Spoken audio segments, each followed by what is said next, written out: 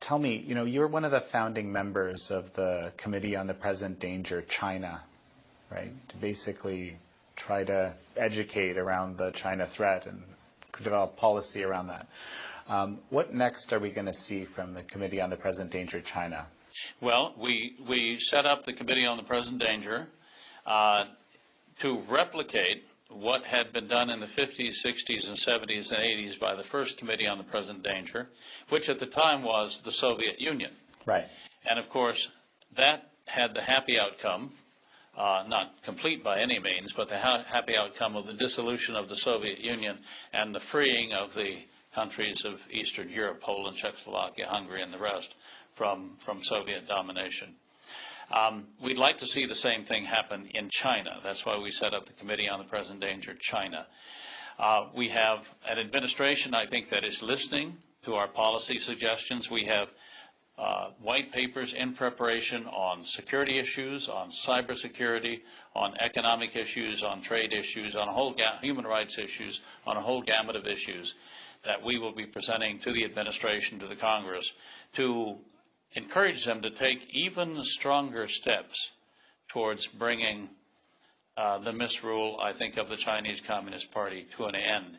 The goal here is first of all, disengagement of the U.S. economy from the Chinese economy. I think we're all agreed on that. And then putting the same kind of pressure on the People's Republic of China that was successfully put on the Soviet Union.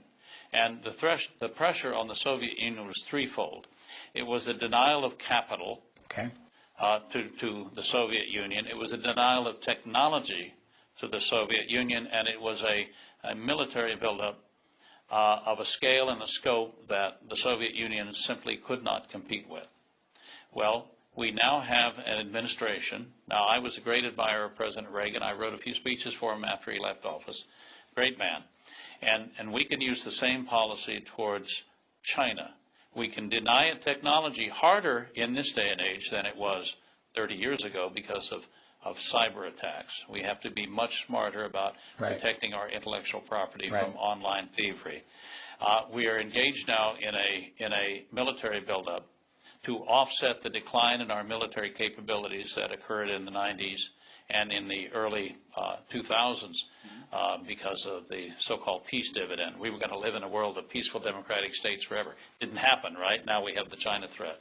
And the third thing is we need to deny China capital. Where does it get capital? It gets capital by cheating on trade.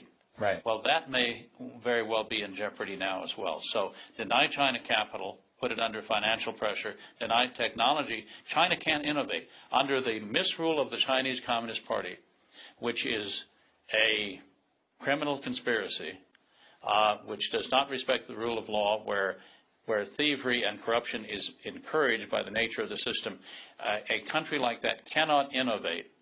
Because why would you spend $1 billion developing a new product when someone right down the street is going to steal it from you as soon as it comes off, as soon as you put it online on your computer and produce the same good more cheaply? Right. It's not going to happen.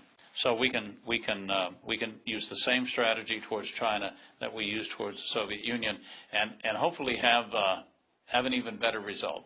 That is democratic rule. Steve, I look forward to seeing some of those policy papers.